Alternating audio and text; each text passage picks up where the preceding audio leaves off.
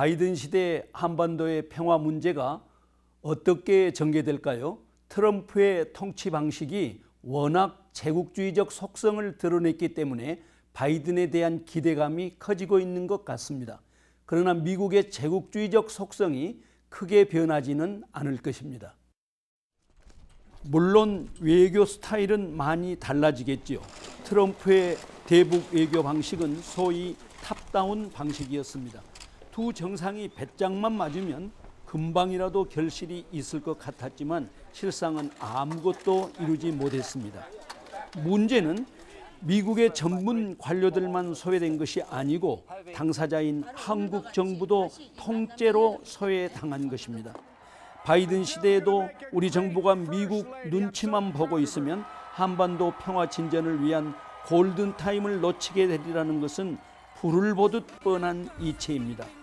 바이든 시대는 당연히 전문 관료들이 전면에 나설 것입니다. 시간이 걸리겠지만 이 방식이 북한에도 유익하다라는 것을 북한 당국에 설득해야 합니다. 북한 정치 체제의 특성 때문에 쉬운 일은 아닐 것입니다. 그래서 이 사명을 효과적으로 감당할 수 있는 당사자는 사실 한국 정부뿐입니다.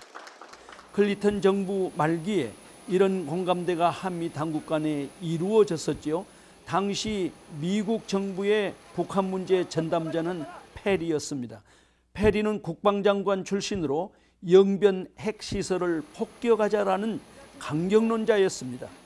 그가 김대중 대통령과 임동원 수석을 만난 후 미국의 대북 강경 정책을 수정합니다. 북한 핵 문제 해결은 합리적이고 단계적인 협상을 통해 해결되어야 합니다.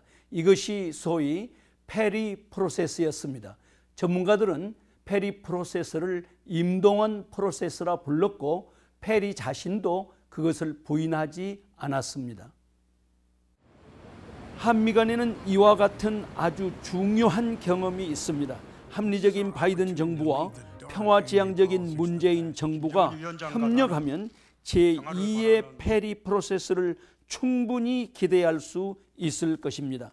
바이든 정부가 대북 협상 라인을 구축하기까지 가만히 기다려서는 안 됩니다. 남과 북이 스스로 노력하여 4.27 판문점 선언, 9.19 평양 공동선언의 정신으로 돌아가야 합니다. 그러기 위해 우리가 먼저 과감한 선제적 행동을 취해야 합니다. 예컨대 지금 5.24 조치 폐기 선언을 하는 것도 정치적 센스입니다.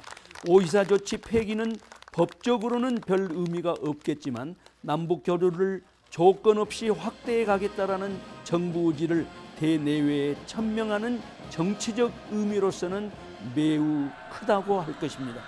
남남 갈등도 과감한 남북 화해 정책을 통해 평화적 기운이 확산될 때만 해소될 수 있을 것입니다. 100년 전 독립운동이 그랬던 것처럼 지금 이 땅에도 평화통일운동이 꺼지지 않는 불길로 타올라야 합니다. 특별히 한국교회가 굳게 붙잡아야 할 주님의 말씀이 있습니다. 화평케 하는 자는 복이 있나니 그들이 하나님의 아들이라 일컬음을 받을 것이다. 옳습니다. 한국교회는 지금 주님께로 돌아가야 합니다. CBS 논평이었습니다.